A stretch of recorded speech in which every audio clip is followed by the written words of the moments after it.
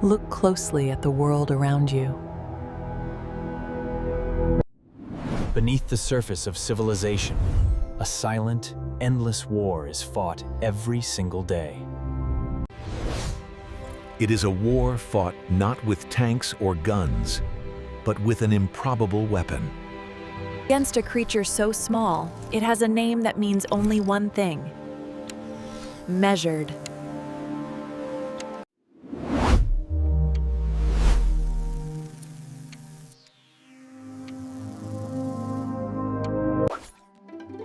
$100 million, 50 years, 1.6 kilometers.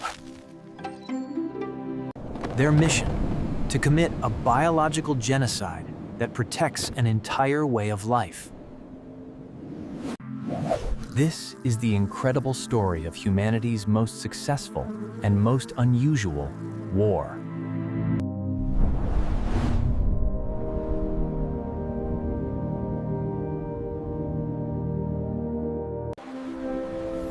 And the radical idea that saved a continent from being devoured.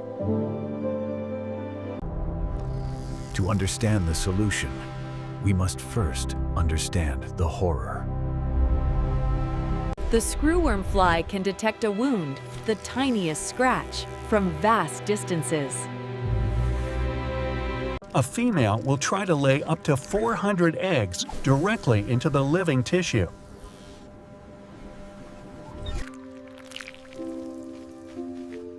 When the mosquito larvae hatch, they don't just feast on dead tissue.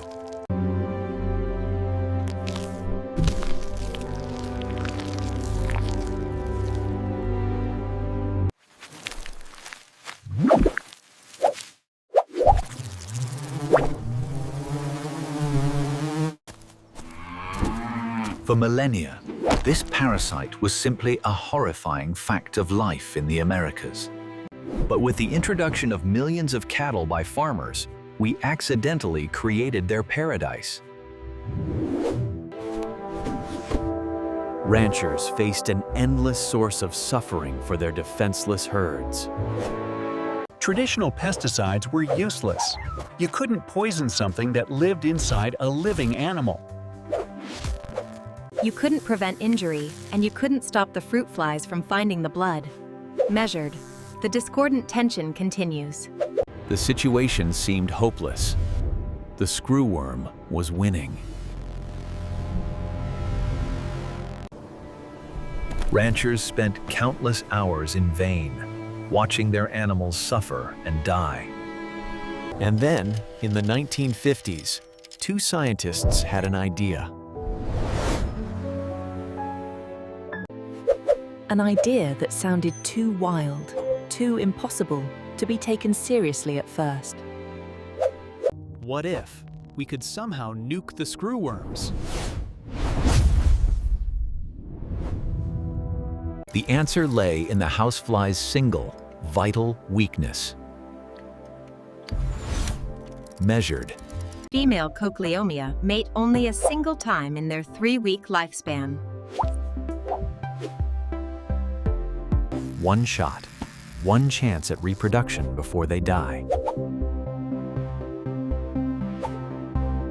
If we could flood the environment with sterile males, the females would waste their one and only opportunity.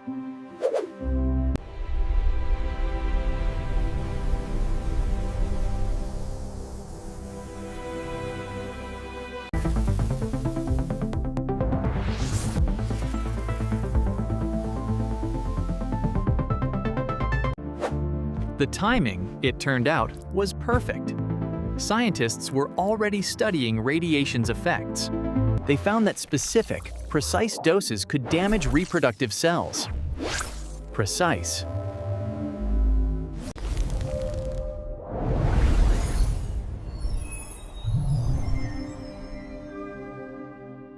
The path was clear. Breed millions of fruit flies, irradiate them, and release them over thousands of square kilometers.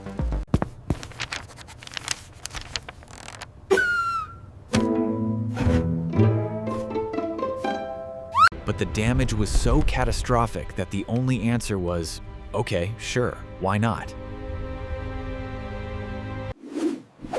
To prove it, they built a screwworm paradise in Florida and shipped the first millions to the remote island of Curacao. Long trays were filled with a disgusting, yet essential, mixture. Ground meat, blood, and eggs. The black soldier fly larvae had to believe they were still inside a living, warm-blooded animal.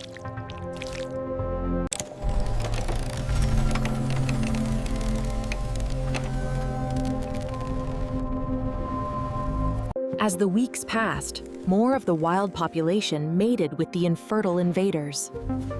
Measured. First slowly, and then suddenly, there were no more. The screwworm was completely eradicated. The proof was absolute. It was time to think much, much bigger. War is declared. Continental eradication. Over the next few decades, an immense biological war was declared. Professional fly factories were established to breed drone flies by the billions. A single plant in Texas needed 70 tons of meat and 12,000 gallons of blood every week.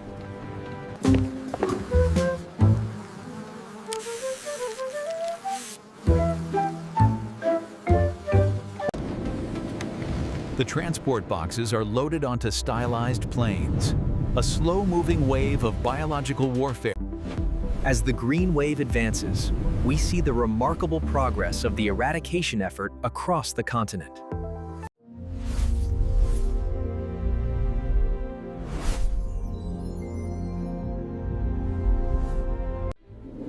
It was an incredible victory of humanity over the horrors of nature.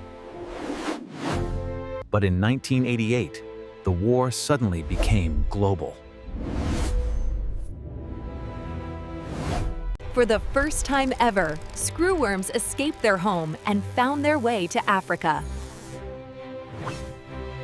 The stakes were astronomical. If not stopped, they could conquer regions where medical care was scarce.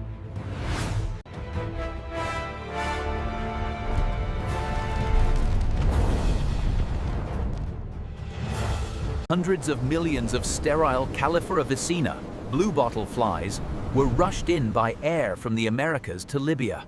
Ground teams inspected millions of animals, and communication campaigns explained the bizarre events. In just 4 months, the invasion was stopped. An unprecedented feat. Triumph. But Cochlealia still held a firm grip over the Amazon rainforest and much of South America. The area was too large, politically complicated, and expensive to expand the war further. So, a deal was made with Panama, the narrowest part of the continent.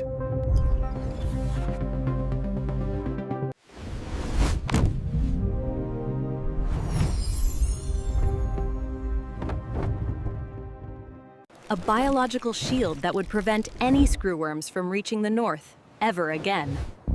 Shielding. Today, deep in Panama, a nuclear earthworm factory runs 24 hours a day, 7 days a week. The technology has advanced. Trays are stacked high, kept at the exact temperature of living tissue.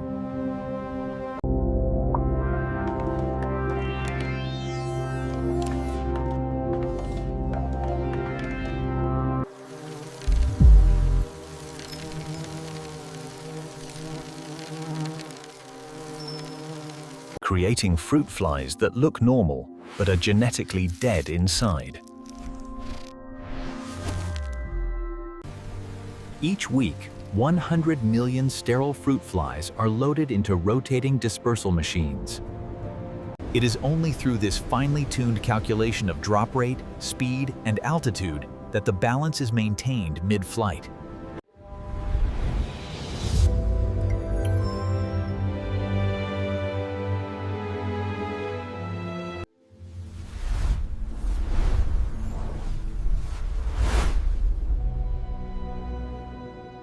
Look here, just a minor scrape on the flank. Agreed, it seems superficial. No deep wounds. He seems calm enough now. Good work, team.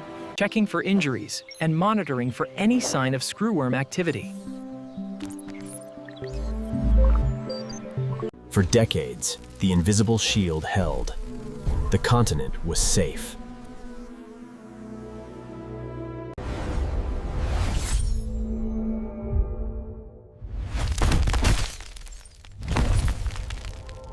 Cochleomia somehow made their way back to the Florida Keys. Invasive.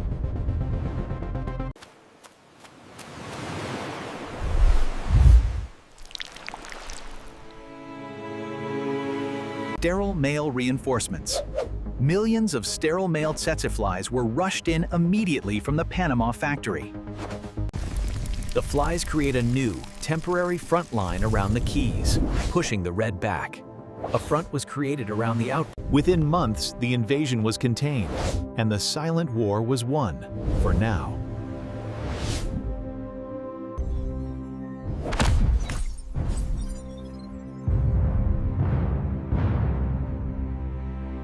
The red spreads like a parasitic firestorm, quickly covering Panama and Costa Rica, reaching toward Mexico.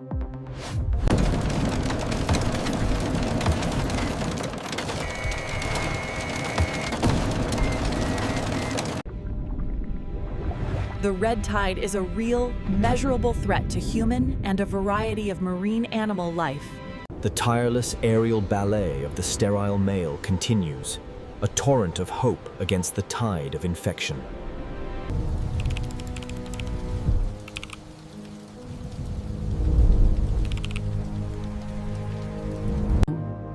The threat is global, but the fight is tiny. It is a reminder that the most significant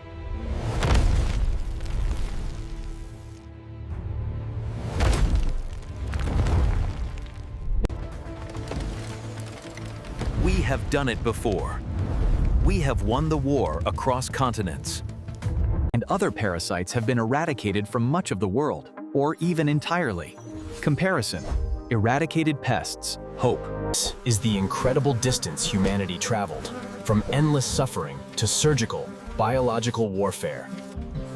So, if you ever find yourself in Central America and see a low-flying plane overhead, curious. You might be witnessing another day in humanity's most unusual war.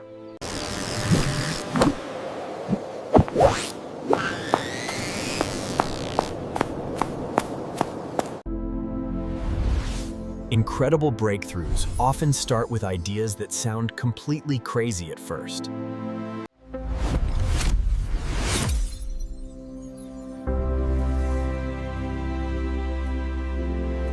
It is a skill we can all build, every day, in every problem we face. From the small island of Curacao to the jungles of Panama, the lesson is clear. Clear.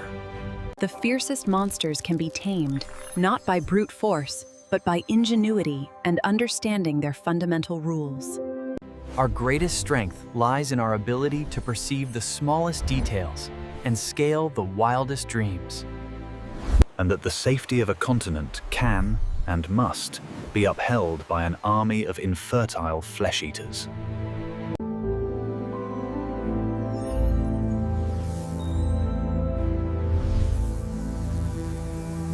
A battle that never truly ends, but whose continuation means we are winning. Eternal. The financial cost is immense, but the cost of failure is incalculable.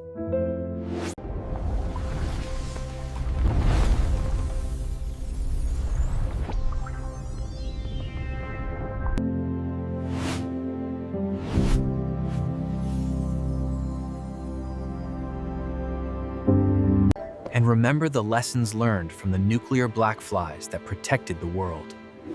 Memory.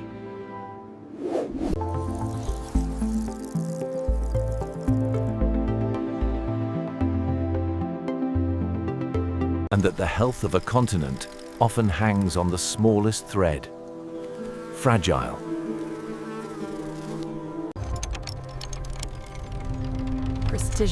Precision, dedication, and a willingness to try the impossible.